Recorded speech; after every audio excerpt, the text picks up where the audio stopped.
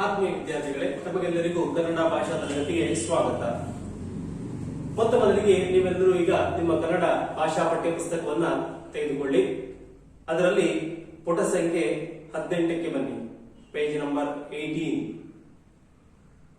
ಹಿಂದಿನ ತರಗತಿಯಲ್ಲಿ ನಾವು ಸಮಾಸಗಳ ಬಗ್ಗೆ ಅಭ್ಯಾಸ ಮಾಡಿದ್ದೆವು. ಅದರಲ್ಲಿ ಮುಖ್ಯವಾಗಿ 3 ಸಮಾಸಗಳ ಬಗ್ಗೆ ಸವಿವರವಾಗಿ ಅವುಗಳ ವ್ಯಾಖ್ಯೆ ಮತ್ತು ಉದಾಹರಣೆ ಸಮೇತ ನಾವು ಅಭ್ಯಾಸ ಮಾಡಿದ್ದೇವೆ. ತತ್ಪುರುಷ ಸಮಾಸ ಅಂದ್ರೆ ಏನು, ಅದಕ್ಕೆ ಉದಾಹರಣೆ. ಆಮೇಲೆ ಕರ್ಮಧಾರಯ ಸಮಾಸ ಅಂತ ಹೇಳಿದ್ರೆ ಏನು, ಅದಕ್ಕೆ ಉದಾಹರಣೆ. ಹಾಗೆ ದ್ವಿಗು ಸಮಾಸ ಅಂತ ಹೇಳಿದ್ರೆ ಏನು, ಅದಕ್ಕೆ ಉದಾಹರಣೆಯನ್ನ ನಾವು ಅಭ್ಯಾಸ ಮಾಡಿದ್ದೆವು. ಇಂದಿನ ತರಗತಿಯಲ್ಲಿ ನಾವು ಅಂಶಿ ಸಮಾಸ, ದ್ವಂದ್ವ ಸಮಾಸ ಮತ್ತು ಅದೇ ರೀತಿ ಬಹುವ್ರೀಹಿ ಸಮಾಸ ಅಂತ ಹೇಳಿದ್ರೆ ಏನು, ಅವುಗಳ ವ್ಯಾಖ್ಯೆ ಮತ್ತು ಉದಾಹರಣೆಯೊಂದಿಗೆ ಅವುಗಳನ್ನ ಅರ್ಥೈಸಿಕೊಳ್ಳೋಣ. ಮೊದಲಿಗೆ ನೀವಾದ್ರೂ ಪಠ್ಯ ಪುಸ್ತಕ ತಗೊಳ್ಳಿ. ಅಲ್ಲಿ ಪೇಜ್ ನಂಬರ್ 18 ಬರಬೇಕು. ಅಲ್ಲಿ ವ್ಯಾಖ್ಯೆ, ಉದಾಹರಣೆ ಎಲ್ಲವನ್ನ ಕೊಟ್ಟಿದ್ದಾರೆ. ಅದನ್ನ ನಾವು ಈಗ ಒಂದೊಂದಾಗಿ ಅಭ್ಯಾಸ ಮಾಡ್ತಾ ಹೋಗೋಣ. ಮೊದಲಿಗೆ ಪುಟ ಸಂಖ್ಯೆ 18ರಲ್ಲಿ ಅಂಶಿ ಸಮಾಸದ ಬಗ್ಗೆ ವಿವರವನ್ನ ನೀಡಿದ್ದಾರೆ. ನಾವು ಅದನ್ನ ಮೊದಲು ಅಭ್ಯಾಸ ಮಾಡೋಣ. ಅಂಶಿ ಸಮಾಸ, ಸಮಾಸಗಳಲ್ಲಿ ಒಂದು ವಿಧ ಅಂಶಿ ಸಮಾಸ. ಅಂಶಿ ಸಮಾಸ ಅಂತ ಹೇಳಿದ್ರೆ ಏನು ಅನ್ನೋದನ್ನ ನಾವು ಮೊದಲು ತಿಳ್ಕೊಳ್ಬೇಕು. ಅದರ ಸೂತ್ರ ಅಲ್ಲಿ ಕೊಟ್ಟಿದ್ದಾರೆ ನೋಡಿ, ಸೂತ್ರ ಅಂತ ದಪ್ಪ ಅಕ್ಷರಗಳಲ್ಲಿ ಬರೆದಿದ್ದಾರೆ. ಪೂರ್ವೋತ್ತರ ಪದಗಳು ಅಂಶಾಂಶಿ ಭಾವ ಸಂಬಂಧದಿಂದ ಸೇರಿ ಪೂರ್ವ ಪದದ ಅರ್ಥ ಪ್ರಧಾನವಾಗುಳ್ಳ ಸಮಾಸವೇ ಅಂಶಿ ಸಮಾಸ. ಹಾಗೆ ಈ ಅಂಶಿ ಸಮಾಸವನ್ನ ಅವ್ಯಯೀ ಭಾವ ಸಮಾಸವೆಂದಲೂ ಕರೆಯುವರು. ಮೊದಲಿಗೆ ವ್ಯಾಖ್ಯಾನ ನಾನು ಬರೀತೇನೆ ಇಲ್ಲಿ ಸೂತ್ರವನ್ನ. ಆ ಸೂತ್ರವನ್ನ ಆಮೇಲೆ ಅನ್ವಯಿಸಿ ನಾವು ನೋಡೋಣ ಉದಾಹರಣೆಗಳಲ್ಲಿ. ಗೊತ್ತಾಯ್ತಲ್ವಾ? ಏನ್ ಹೇಳುತ್ತೆ ಸೂತ್ರ? ಪೂರ್ವೋತ್ತರ ಪದಗಳು. ಆ ಸೂತ್ರದಲ್ಲಿ ಹೇಳಿರುವುದನ್ನ ಸ್ವಲ್ಪ ನೀವು ಸರಿಯಾಗಿ ಗಮನಿಸಿ. ಪೂರ್ವೋತ್ತರ ಪದಗಳು ಅಂಶಾಂಶಿ ಸಂಬಂಧದಿಂದ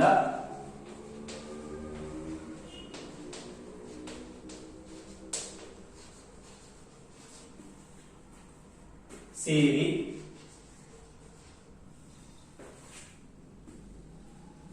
ಅಂಶಾಂಶಿ ಭಾವ ಸಂಬಂಧದಿಂದ ಸೇರಿ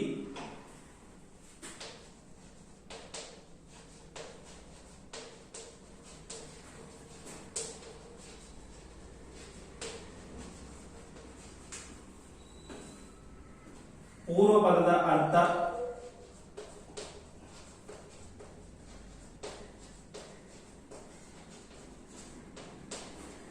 ಪ್ರಧಾನವಾಗುಳ್ಳ ಸಮಾಸವೇ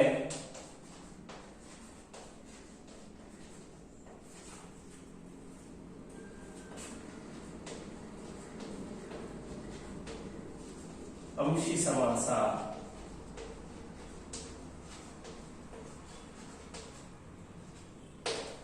ಓಕೆ, ಇದನ್ನ ಅವ್ಯಯೀ ಭಾವ ಸಮಾಸ ಅಂತಲೂ ಕೂಡ ಕರೀತಾರೆ. ಅಂಶಿ ಸಮಾಸಕ್ಕೆ ಇರುವಂತ ಇನ್ನೊಂದು ಹೆಸರು ಅವ್ಯಯೀ ಭಾವ ಸಮಾಸ.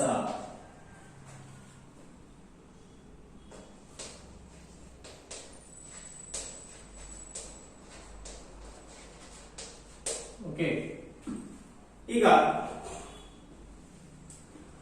ಅಲ್ಲಿ ಮೊದಲ ಸಾಲಿನಲ್ಲಿ ಏನ್ ಹೇಳ್ತಾರೆ ನೋಡಿ, ದೈನಂದಿನ ಜೀವನದಲ್ಲಿ ಮಾತನಾಡುವಾಗ ಅಂಗೈ, ಮುಂದಲೆ, ಕೊನೆ ಹುಬ್ಬು ಇತ್ಯಾದಿ ಪದಗಳನ್ನು ಬಳಸುತ್ತೇವೆ.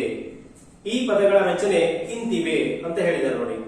ಅಂಗೈ, ಮುಂದಲೆ, ಕೊನೆ ಹುಬ್ಬು, ಆ ಪದವನ್ನ ನಾವು ಹೇಗೆ ಬಿಡಿಸಿ ಬರೀಬೇಕು ಅಂತ ಅವರು ಹೇಳ್ತಾರೆ ನೋಡಿ. ಕೈಯ ಪ್ಲಸ್ ಅಡಿ, ಇದು ಅಂಗೈಯನ್ನ ಬಿಡಿಸಿ ಬರುವಂತ ಸರಿಯಾದ ರೂಪ. ನೋಡಿ ವಿದ್ಯಾರ್ಥಿಗಳು ಗಮನಿಸಿ, ಅಂಗೈಯನ್ನ ಬಿಡಿಸಿ ಬಂದಾಗ ಏನಾಗುತ್ತೆ? ಕೈಯ ಅಡಿ. ಗೊತ್ತಾಯ್ತಲ್ವಾ? ಅದು ಅಂಗೈ ಅನ್ನ ಬಿಡಿಸಿ ಬರೆಯುವ ಅಥವಾ ವಿಗ್ರಹ ವಾಕ್ಯ ಮಾಡಿ ಬರೆಯುವಂತ ಸರಿಯಾದ ಕ್ರಮ. ಇದು ಪೂರ್ವ ಪದ, ಇದು ಉತ್ತರ ಪದ. ಹಾಗೆ ಮುಂದಲೆ, ಅದನ್ನ ಹೇಗೆ ಬಿಡಿಸಿ ಬರೀತಾರೆ ನೋಡಿ. ತಲೆಯ ಪ್ಲಸ್ ಮುಂದು, ಅದೇನಾಗುತ್ತೆ? ಮುಂದಲೆ ಅಂತ ಆಗುತ್ತೆ. ಸರಿಯಾದ ವಿಗ್ರಹ ವಾಕ್ಯ ಮಾಡುವ ರೂಪ ಮುಂದಲೆ. ಹಾಗೆ ತಲೆಯ ಪ್ಲಸ್ ಮುಂದು.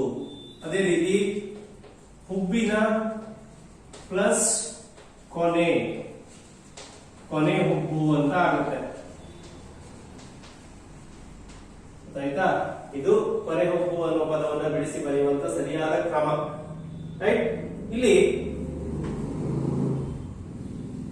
ಅಲ್ಲೇ ಕೆಳಗಡೆ ಮಾತೇನು ಹೇಳ್ತಾರೆ ನೋಡಿ, ನಮೂದಿತ ಉದಾಹರಣೆಗಳನ್ನು ಗಮನಿಸಿದಾಗ ಅಂತ ಹೇಳಿದ್ರೆ ಈ ಉದಾಹರಣೆಗಳನ್ನು ಗಮನಿಸಿದಾಗ ಪೂರ್ವ ಪದವು ಅನೇಕ ಅಂಶಗಳನ್ನು ಹೊಂದಿರುವ ಅಂಶಿಯು, ಪರಪದವು ಅಂಶೀಯ ಒಂದು ಅಂಶವನ್ನು ಸೂಚಿಸುವುದು ಅಂತ ಹೇಳ್ತಾರೆ. ಇಲ್ಲಿ ಪೂರ್ವಪದ ಅಂತ ಹೇಳಿದ್ರೆ ಇವೆಲ್ಲ ಕೈಯ, ತಲೆಯ, ಹುಬ್ಬಿನ, ಇವು ಅನೇಕ ಅಂಶಗಳನ್ನು ಹೊಂದಿರುವ ಅಂಶೀಯೂ ಆಗಿದ್ದಾವೆ. ಅನೇಕ ಅಂಶಗಳನ್ನು ಹೊಂದಿದ್ದಾವೆ. ಕೈ, ತಲೆ, ಹುಬ್ಬು ಅನ್ನುವ ಅನೇಕ ಅಂಶಗಳನ್ನು ಹೊಂದಿದ್ದಾವೆ. ಹಾಗೆ ಪರಪದ ಅಂತ ಹೇಳಿದ್ರೆ ಉತ್ತರ ಪದ, ಅಡಿ, ಮುಂದು ಮತ್ತೆ ಕೊನೆ, ಇವು ಅಂಶೀಯ ಒಂದು ಅಂಶವನ್ನು ಸೂಚಿಸುತ್ತೆ. ಯಾವುದು? ಕೈಯ ಅಡಿ ಅನ್ನುವಂಥದ್ದು ಕೈಯ ಒಂದು ಅಂಶವನ್ನು ಸೂಚಿಸುತ್ತಷ್ಟೇ. ಗೊತ್ತಾಯ್ತಲ್ವಾ? ಕೈಯ ಅಡಿ, ಅಂಗೈ, ಅಲ್ಲಿ ಅಡಿ ಅನ್ನುವಂಥದ್ದು ಒಂದು ಅಂಶವನ್ನ ಸೂಚಿಸುತ್ತೆ ಹೊರತು ಪೂರ್ತಿ ಅಂಶವನ್ನು ಸೂಚಿಸುವುದಿಲ್ಲ. ಗೊತ್ತಾಯ್ತಲ್ವಾ?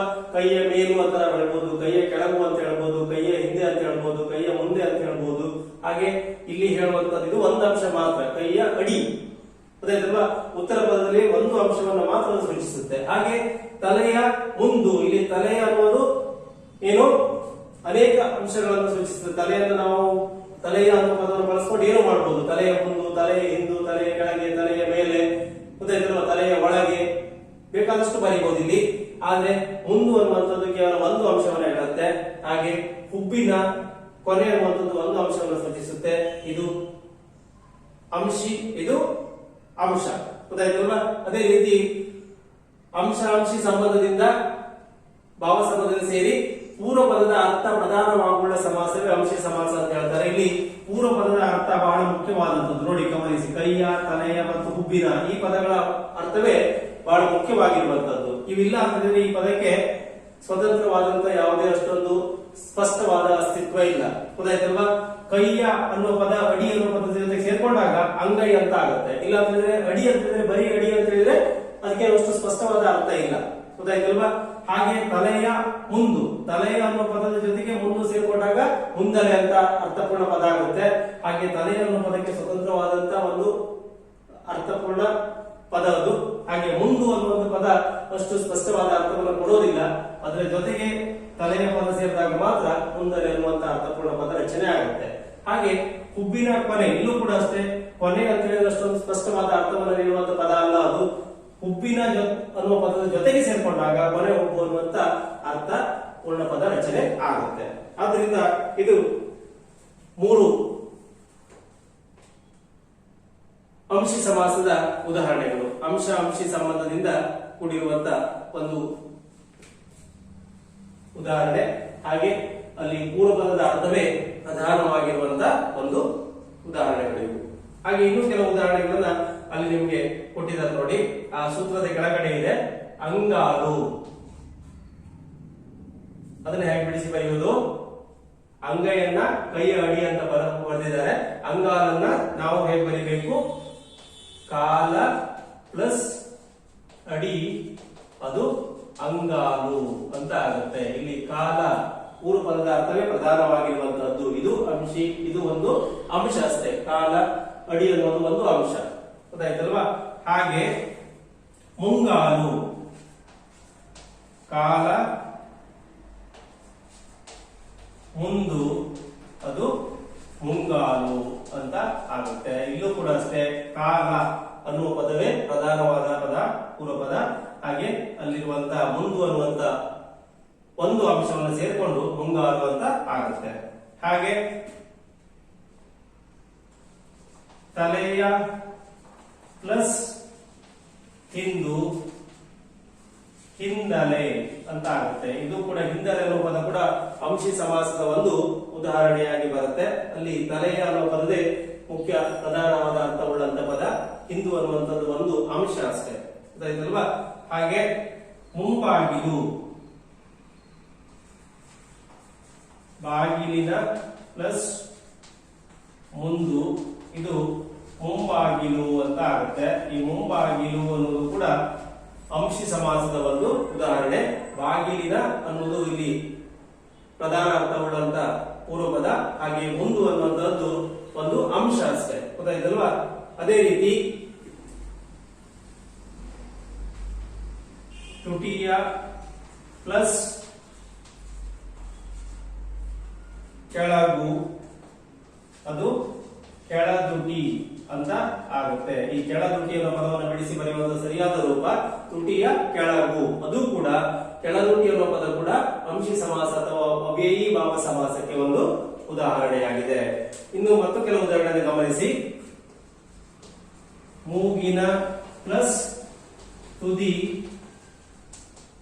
ಮೂಗು, ಇದು ಕೂಡ ಅಂಶಿ ಸಮಾಸದ ಒಂದು ಉದಾಹರಣೆ. ಹಾಗೆ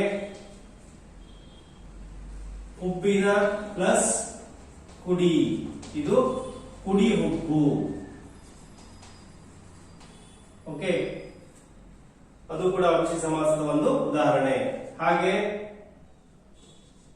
ಕಣ್ಣ ಪ್ಲಸ್ ಕಡೆ, ಕಡೆಗಣ್ಣ. ಕಡೆಗಣ್ಣ ಪದವನ್ನು ಬಿಡಿಸಿ ಬರೆಯುವಂತ ರೂಪ ನೋಡಿ ವಿದ್ಯಾರ್ಥಿಗಳೇ. ಕಣ್ಣ ಪ್ಲಸ್ ಕಡೆ, ಕಡೆಗಣ್ಣ.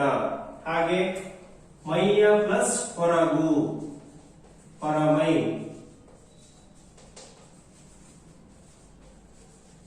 ಇವೆಲ್ಲವೂ ಕೂಡ ಅಂಶಾಂಶಿ ಸಂಬಂಧದಿಂದ ಕೂಡಿರುವಂತಹ ಪದಗಳು.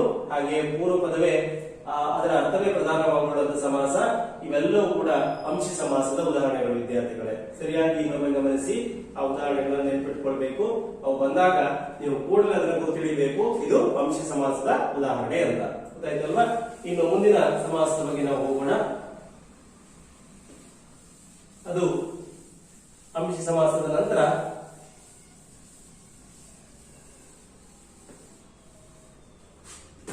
ಮುಂದಿನದು ದ್ವಂದ್ವ ಸಮಾಸ.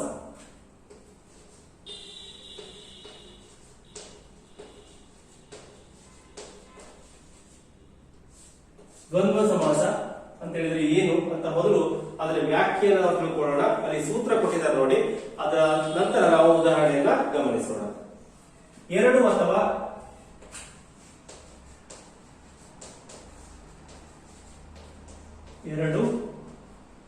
ಅಥವಾ ಅನೇಕ ನಾಮಪದಗಳು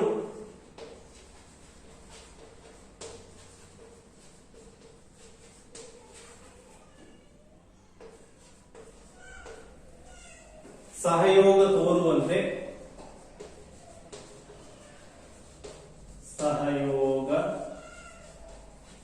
ತೋರುವಂತೆ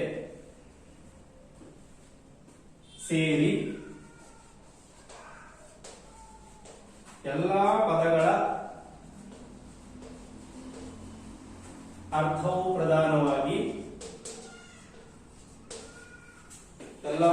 ಅರ್ಥವು ಪ್ರಧಾನವಾಗಿ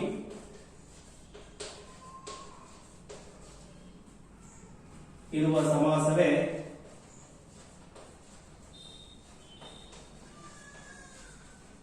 ದ್ವಂದ್ವ ಸಮಾಸ.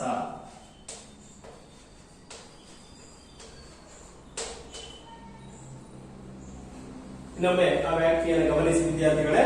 ಎರಡು ಅಥವಾ ಅನೇಕ ನಾಮಪದಗಳು ಸಹಯೋಗ ತೋರುವಂತೆ ಸೇರಿ ಎಲ್ಲಾ ಪದಗಳ ಅರ್ಥವು ಪ್ರಧಾನವಾಗಿ ಇರುವ ಸಮಾಸವೇ ದ್ವಂದ್ವ ಸಮಾಸ. ಎರಡು ಅಥವಾ ಎರಡಕ್ಕಿಂತ ಹೆಚ್ಚು ನಾಮಪದಗಳಿರ್ತವೆ, ಅವೆಲ್ಲ ಸಹಯೋಗವಾಗಿರ್ತವೆ. ಹಾಗೆ ಆ ಎಲ್ಲಾ ಪದಗಳ ಅರ್ಥವೂ ಕೂಡ ಪ್ರಧಾನವಾಗಿರುವಂತ ಸಮಾಸವೇ ದ್ವಂದ್ವ ಸಮಾಸ. ಇಲ್ಲಿ ಆ ಪದ ಈ ಪದ ಪ್ರಧಾನ ಅಂತ ಇಲ್ಲ, ಎಲ್ಲ ಪದವು ಕೂಡ ಪ್ರಧಾನವಾಗಿರುವಂತ ಪದಗಳೇ. ಅಂತಹ ಒಂದು ಉದಾಹರಣೆ ಅಂತ ನಾವು ದ್ವಂದ್ವ ಸಮಾಸದ ಉದಾಹರಣೆ ಅಂತ ಗುರುತಿಸಬಹುದು. ಈಗ ಅಲ್ಲಿ ನಿಮಗೆ ದ್ವಂದ್ವ ಸಮಾಸದ ಅಡಿಗಡೆಯಲ್ಲಿ ಏನು ವಿವರಣೆಯನ್ನು ಕೊಟ್ಟಿದ್ದಾರೆ ನೋಡಿ. ಅಲ್ಲಿ ಒಂದು 3 ವಾಕ್ಯವನ್ನು ಕೊಟ್ಟಿದ್ದಾರೆ ನೋಡಿ. ಕೆರೆಯು ಕಟ್ಟೆಯು ಬಾವಿಯು, ಕೆರೆ ಕಟ್ಟೆ ಬಾವಿಗಳು ಅಂತ ಆಗುತ್ತೆ. ಆನೆಯು ಕುದುರೆಯು ಒಂಟೆಯು, ಆನೆ ಕುದುರೆ ಒಂಟೆಗಳು ಅಂತ ಆಗುತ್ತೆ. ಗಿಡವು ಮರವು ಬಳ್ಳಿಯು, ಗಿಡ ಮರ ಬಳ್ಳಿಗಳು. ಅಲ್ಲಿ ಅದಕ್ಕೆ ವಿವರಣೆ ಕೊಟ್ಟಿದ್ದಾರೆ ನೋಡಿ. ಈ ಉದಾಹರಣೆಗಳನ್ನು ಗಮನಿಸಿದಾಗ ಬೇರೆ ಸಮಾಸಗಳಲ್ಲಿದ್ದಂತೆ ಪೂರ್ವಪದ ಮತ್ತು ಪರಪದ ಎಂಬ ವಿಭಾಗಗಳು ಇಲ್ಲವೆಂಬುದು ಗೋಚರಿಸುತ್ತದೆ. ಸಾಮಾನ್ಯವಾಗಿ ನೋಡಿದಾಗ ನಮ್ಮಲ್ಲಿ ಸುಮಾರು ಪದಗಳಿವೆ, 2-3 ಪದಗಳಿವೆ ಅಂತ ಗೊತ್ತಾಗ್ಬಿಡುತ್ತೆ. ಬೇರೆ ಉದಾಹರಣೆ ಹಾಗೆ ಎರಡೇ ಪದ ಅಂತ ನಮಗೆ ಸ್ಪಷ್ಟವಾಗಿ ಅಲ್ಲಿ ಹೇಳಲಿಕ್ಕೆ ಸಾಧ್ಯ ಇಲ್ಲ. ಅಲ್ಲದೆ ಅರ್ಥ ಪ್ರಾಧಾನ್ಯದಲ್ಲೂ ಒಂದೇ ಪಕ್ಕದ ಅಂದರೆ ಪೂರ್ವಪದ ಅಥವಾ ಪರಪದಕ್ಕೆ ಸೀಮಿತವಾಗಿಲ್ಲದೆ ಎಲ್ಲಾ ಪದಗಳ ಅರ್ಥವು ಪ್ರಧಾನವಾಗಿರುತ್ತದೆ. ಇಲ್ಲಿ ಯಾವ ಪದ ಪ್ರಧಾನ ಯಾವ ಪದ ಪ್ರಧಾನ ಅಲ್ಲ ಅಂತ ನಮ್ಗೆ ಹೇಳಲಿಕ್ಕೆ ಸಾಧ್ಯ ಇಲ್ಲ. ಎಲ್ಲಾ ಪದವು ಪ್ರಧಾನ ಅಂತ ನಮ್ಗೆ ಅನ್ಸುತ್ತೆ. ಆದ್ರಿಂದ ಇದು ದ್ವಂದ್ವ ಸಮಾಸದ ಉದಾಹರಣೆ ಆಗುತ್ತೆ. ದ್ವಂದ್ವ ಅಂತ ಹೇಳಿದ್ರೆ ಕನ್ಫ್ಯೂಷನ್. ನಿಮ್ಗೆ ಇಲ್ಲಿ ಯಾವ್ದಕ್ಕೆ ಇಂಪಾರ್ಟೆನ್ಸ್ ಕೊಡ್ಬೇಕಂತ ಗೊತ್ತಾಗೋದಿಲ್ಲ. ಗೊತ್ತಾಯ್ತಲ್ವಾ? ಕೆರೆಗೆ ಇಂಪಾರ್ಟೆನ್ಸ್ ಕೊಡ್ಬೇಕಾ, ಕಟ್ಟೆಗೆ ಇಂಪಾರ್ಟೆನ್ಸ್ ಕೊಡ್ಬೇಕಾ, ಬಾವಿಗೆ ಇಂಪಾರ್ಟೆನ್ಸ್ ಕೊಡ್ಬೇಕಾ ಗೊತ್ತಾಗೋದಿಲ್ಲ. ಮೂರು ಇಂಪಾರ್ಟೆಂಟ್ ಅಲ್ಲಿ. ಗೊತ್ತಾಯ್ತಲ್ವಾ? ಹಾಗೆ ಆನೆ, ಕುದುರೆ, ಒಂಟೆ ಯಾವ್ದು ಇಂಪಾರ್ಟೆಂಟ್? ಆನೆ, ಕುದುರೆ, ಒಂಟೆ ಮೂರು ಕೂಡ ಇಂಪಾರ್ಟೆಂಟ್ ಆಗಿರುತ್ತೆ ಅಲ್ಲಿ. ಹಾಗೆ ಗಿಡ, ಮರ, ಬಳ್ಳಿ ಯಾವ್ದಕ್ಕೆ ಇಂಪಾರ್ಟೆನ್ಸ್ ಕೊಡ್ಬೇಕು? ಯಾವುದಕ್ಕೂ ಸ್ಪೆಷಲ್ ಇಂಪಾರ್ಟೆನ್ಸ್ ಕೊಡೋಗಿಲ್ಲ. ಗಿಡ, ಮರ, ಬಳ್ಳಿ ಮೂರಕ್ಕೂ ಇಂಪಾರ್ಟೆನ್ಸ್ ನೀವು ಕೊಡ್ಲೇಬೇಕು. ಆದ್ರಿಂದ ಇದು ದ್ವಂದ್ವ ಸಮಾಸದ ಉದಾಹರಣೆ. ಗೊತ್ತಾಯ್ತಲ್ವಾ? ನೋಡೋಣ ಉದಾಹರಣೆಗಳ ಸಾಲಿಗೆ. ಕೆರೆಯು, ಕಟ್ಟೆಯು, ಬಾವಿಯು. ಇದನ್ನ ಕೂಡಿಸಿ ಬಂದಾಗ ಏನಾಗುತ್ತೆ? ಕೆರೆ, ಕಟ್ಟೆ, ಬಾವಿಗಳು. ಓಕೆ, ಕೆರೆಯು, ಕಟ್ಟೆಯು, ಬಾವಿಯು. ಕೆರೆ, ಕಟ್ಟೆ, ಬಾವಿಗಳು. ಇಲ್ಲಿ ಮೂರು ಪದ ಅರ್ಥ ಪ್ರಧಾನವಾಗಿರುವಂತದ್ದು. ಹಾಗೆ ಆನೆಯು, ಕುದುರೆಯು, ಒಂಟೆಯು. ಇದು ಆನೆ, ಕುದುರೆ, ಒಂಟೆಗಳು ಅಂತ ಆಗುತ್ತೆ ಕೂಡಿಸಿ ಬಂದಾಗ. ಆನೆ, ಕುದುರೆ, ಒಂಟೆಗಳು. ಇಲ್ಲೂ ಕೂಡ ಅಷ್ಟೇ ಮೂರು ಪದದ ಅರ್ಥ ಪ್ರಧಾನವಾಗಿದೆ. ಹಾಗೆ ಗಿಡವು, ಮರವು, ಬಳ್ಳಿಯು. ಇಲ್ಲಿ ಅದನ್ನ ಸಮಸ್ತ ಪದ ಮಾಡಿದಾಗ ಏನಾಗುತ್ತೆ? ಗಿಡ, ಮರ, ಬಳ್ಳಿಗಳು. ಓಕೆ, ಗಿಡ, ಮರ, ಬಳ್ಳಿಗಳು ಅಂತ ಆಗುತ್ತೆ. ಆದ್ರಿಂದ ಇದು ಕೂಡ ದ್ವಂದ್ವ ಸಮಾಸದ ಉದಾಹರಣೆ. ಮೂರು ಪದದ ಅರ್ಥ ಪ್ರಧಾನವಾಗಿರುವಂತ ಒಂದು ಉದಾಹರಣೆ. ಹಾಗೆ ಅಲ್ಲಿ ನಿಮ್ಮ ಸೂತ್ರದ ಕೆಳಗಡೆ ಮತ್ತೊಂದಿಷ್ಟು ಉದಾಹರಣೆಗಳನ್ನು ಕೊಟ್ಟಿದ್ದಾರೆ ನೋಡಿ. ಅವುಗಳನ್ನು ಹೇಗೆ ಬಿಡಿಸಿ ಬರೆಯೋದು ನೋಡಿ. ಗುಡುಗು, ಸಿಡಿಲು, ಮಿಂಚುಗಳು ಅಂತ ಇದೆ. ಅಲ್ಲಿ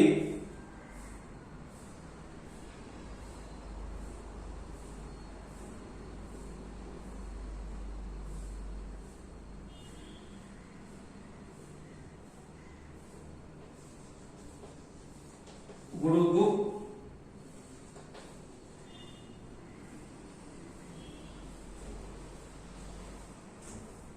ಗುಡುಗುಗಳು, ಸಿಡಿಲುಗಳು,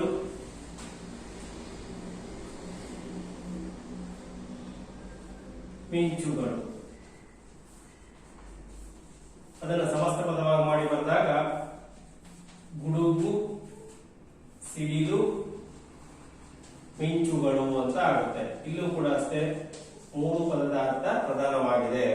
ಹಾಗೆ ಗಿರಿ, ವನ, ದುರ್ಗಗಳು. ಅದನ್ನು ಬಿಡಿಸಿ ಬರೆದಾಗ ಗಿರಿಯು, ವನವು, ದುರ್ಗವು ಅಂತ ಆಗುತ್ತೆ. ಅದನ್ನ ಕೂಡಿಸಿ ಬರೆದಾಗ ಗಿರಿ, ವನ, ದುರ್ಗಗಳು ಅಂತ ಆಗುತ್ತೆ. ಇದು ಕೂಡ ದ್ವಂದ್ವ ಸಮಾಸದ ಉದಾಹರಣೆ. ಹಾಗೆ ಸೂರ್ಯ, ಚಂದ್ರ, ನಕ್ಷತ್ರಗಳು. ಸೂರ್ಯನು, ಚಂದ್ರನು ಪ್ಲಸ್ ನಕ್ಷತ್ರಗಳು. ಸೂರ್ಯನು, ಚಂದ್ರನು, ನಕ್ಷತ್ರವು. ಇವು ಗಳನ್ನು ಕೂಡಿಸಿ ಬರೆದಾಗ ಸೂರ್ಯ, ಚಂದ್ರ, ನಕ್ಷತ್ರಗಳು ಅಂತ ಆಗುತ್ತೆ. ಇಲ್ಲೂ ಕೂಡ ಅಷ್ಟೇ ಎಲ್ಲಾ ಪದದ ಅರ್ಥ ಪ್ರಧಾನವಾಗಿರುವಂತಹ ಒಂದು ಪದ. ಹಾಗೆ ಕರಿತುರಗ, ರಥಗಳು ಅಂತ ಇದೆ. ಅದನ್ನ ಬಿಡಿಸಿ ಬರೆದಾಗ ಕರಿಯು ಪ್ಲಸ್ ತುರಗವು ಪ್ಲಸ್ ರಥವು. ಅದನ್ನ ಕೂಡಿಸಿ ಬರೆದಾಗ ಏನಾಗುತ್ತೆ? ಕರಿ, ತುರಗ, ರಥಗಳು ಅಂತ ಆಗುತ್ತೆ. ಇವೆಲ್ಲವೂ ಕೂಡ ದ್ವಂದ್ವ ಸಮಾಸದ ಉದಾಹರಣೆಗಳು. ವಿದ್ಯಾರ್ಥಿಗಳೇ ಸರಿಯಾಗಿ ಗಮನಿಸಿ. ಈ ರೀತಿಯ ಉದಾಹರಣೆಗಳು ಬಂದಾಗ ನೀವು ಅವುಗಳನ್ನ ದ್ವಂದ್ವ ಸಮಾಸದ ಉದಾಹರಣೆಗಳು ಅಂತ ತಿಳಿಯಬೇಕಾಗುತ್ತೆ. ಗೊತ್ತಾಯ್ತಲ್ವಾ? ಇವಿಷ್ಟು ದ್ವಂದ್ವ ಸಮಾಸದ ಬಗ್ಗೆ. ಇನ್ನು ಒಂದು ಸಮಾಸದ ಬಗ್ಗೆ ನಾವು ಅಭ್ಯಾಸ ಮಾಡಿ ಇವತ್ತಿಗೆ ಈ ವ್ಯಾಕರಣ ಭಾಗವನ್ನು ಮುಗಿಸೋಣ.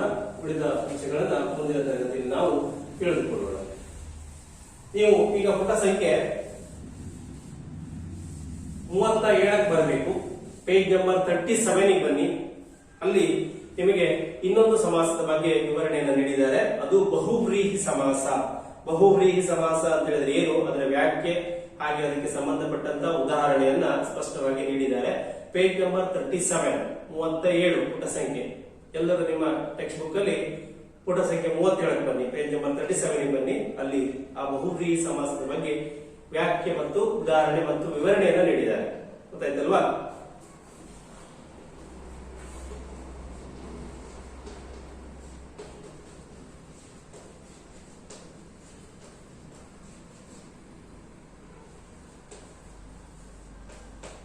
ಮೊದಲಿಗೆ ಬಹುವ್ರೀಹಿ ಸಮಾಸದ ವ್ಯಾಖ್ಯೆಯನ್ನು ನಾವು ತಿಳ್ಕೊಳ್ಳೋಣ ವಿದ್ಯಾರ್ಥಿಗಳೇ.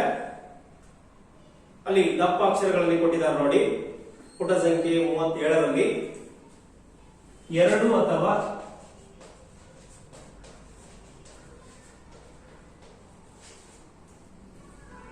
ಅನೇಕ ಪದಗಳು ಸೇರಿ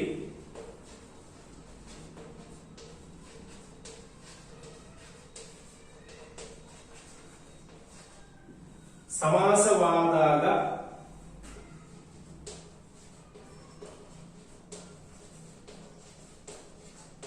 ಬೇರೊಂದು ಪದದ ಅಥವಾ ಅನ್ಯ ಪದದ, ಬೇರೊಂದು ಅಂತ ಹೇಳಿದ್ರೆ ಅನ್ಯ ಪದ,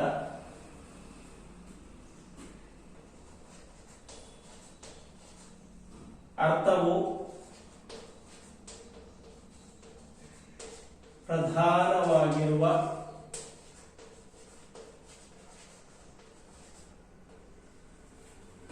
ಸಮಾಸವೇ ಬಹುವ್ರೀಹಿ ಸಮಾಸ.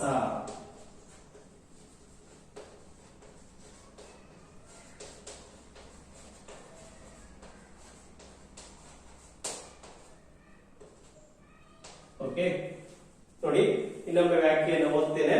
ಎರಡು ಅಥವಾ ಅನೇಕ ಪದಗಳು ಸೇರಿ ಸಮಾಸವಾದಾಗ ಬೇರೊಂದು ಅಂತ ಹೇಳಿದ್ರೆ ಅನ್ಯ ಪದದ ಅರ್ಥವೇ, ಆ ಅನ್ಯ ಪದದ ಅರ್ಥವೇ ಪ್ರಧಾನವಾಗಿರುವ ಸಮಾಸವನ್ನು ನಾವು ಬಹುವ್ರೀಹಿ ಸಮಾಸ ಅಂತ ಕರೀತೇವೆ. ಎರಡು ಅಥವಾ ಅನೇಕ ಪದಗಳು ಸೇರ್ತವೆ ಇಲ್ಲಿ, ಆದ್ರೆ ಆ ಎರಡು ಪದ ಅಥವಾ ಅದಕ್ಕಿಂತ ಹೆಚ್ಚಿನ ಪದಗಳು ಸೇರಿದ್ದಕ್ಕಿಂತ ಹಾಗೂ ಪದಕ್ಕಿಂತ ಬೇರೊಂದು ಪದ ಏನಿದೆ ಆ ಪದದ ಅರ್ಥವೇ ಪ್ರಧಾನವಾಗಿದ್ರೆ ಅದನ್ನು ನಾವು ಬಹುವ್ರೀಹಿ ಸಮಾಸ ಅಂತ ಕರೀಬಹುದು.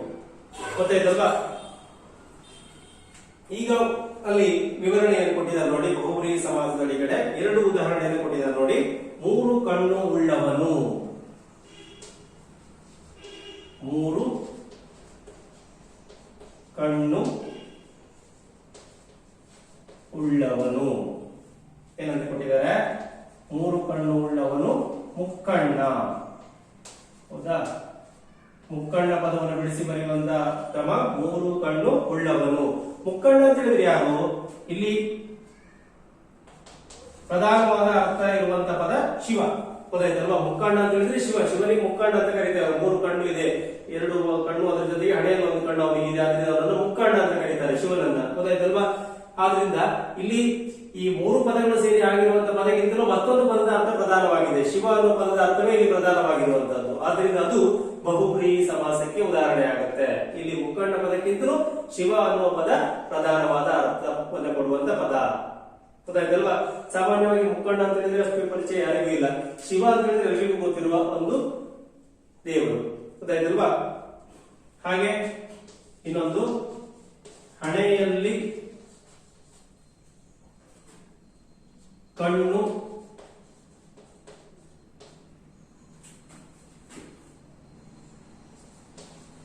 ಹಣೆಯಲ್ಲಿ ಕಣ್ಣುಳ್ಳವನು. ಇಲ್ಲಿ ಎರಡು ಪದ ಇದೆ. ಹಣೆಯಲ್ಲಿ ಕಣ್ಣುಳ್ಳವನು, ಅದನ್ನು ಕೂಡಿಸಿ ಬರೆದಾಗ ಏನಾಗುತ್ತೆ? ಹಣೆಗಣ್ಣ ಅಂತ ಆಗುತ್ತೆ. ಹಣೆಗಣ್ಣ ಪದವನ್ನು ಬಿಡಿಸಿ ಬರೆಯುವುದು ಹೇಗೆ? ಹಣೆಯಲ್ಲಿ ಕಣ್ಣುಳ್ಳವನು ಹಣೆಗಣ್ಣ.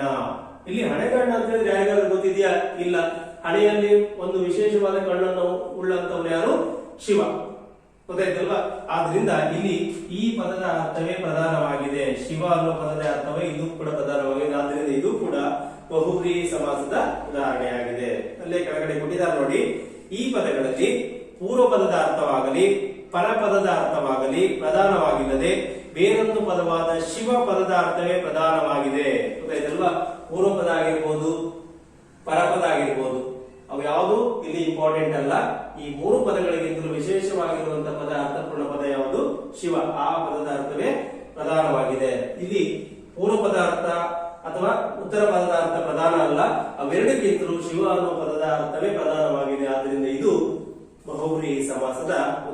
ಸಾಲಿನಲ್ಲಿ ಬರುತ್ತೆ. ಇನ್ನೂ ಕೆಲವು ಉದಾಹರಣೆಗಳನ್ನು ಗಮನಿಸೋಣ. ಅಲ್ಲೇ ನಿಮಗೆ ಟೆಕ್ಸ್ಟ್ ಬುಕ್ ನಲ್ಲಿ ಪೇಜ್ ನಂಬರ್ 37 ನಲ್ಲಿ ಕೊನೆ ಕೊಟ್ಟಿದ್ದಾರೆ ನೋಡಿ. 4 ಮೊಗ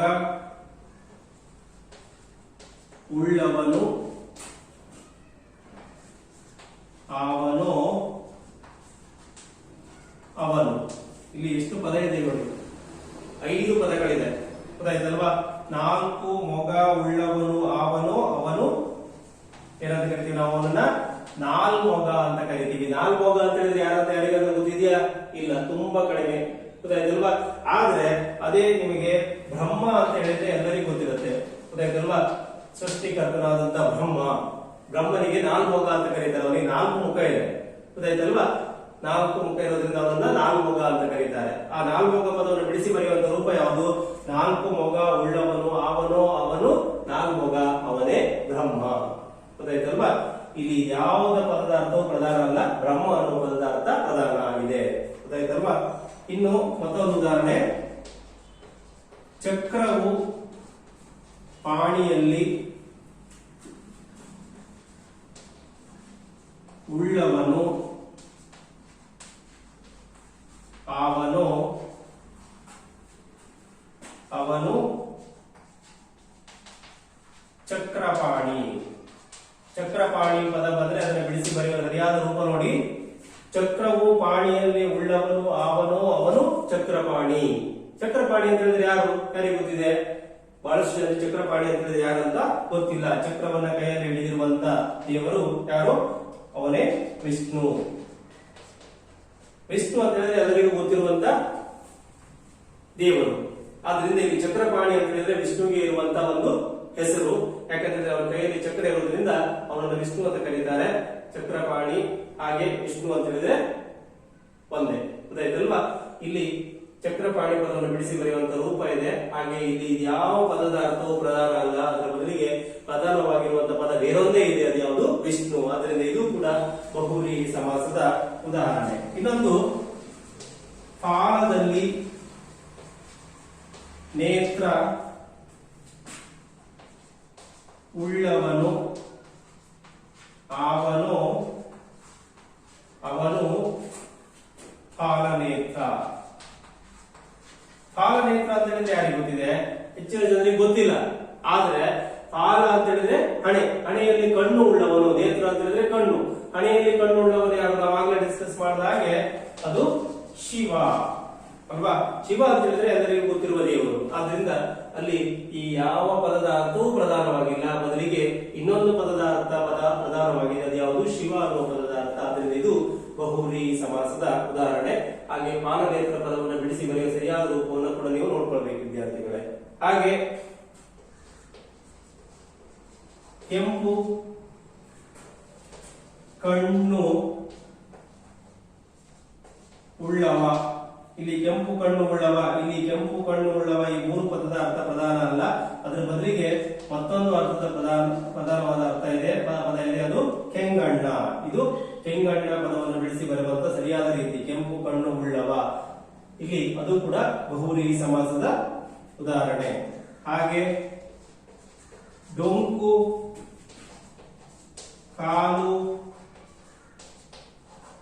ಉಳ್ಳವ, ಅವನನ್ನ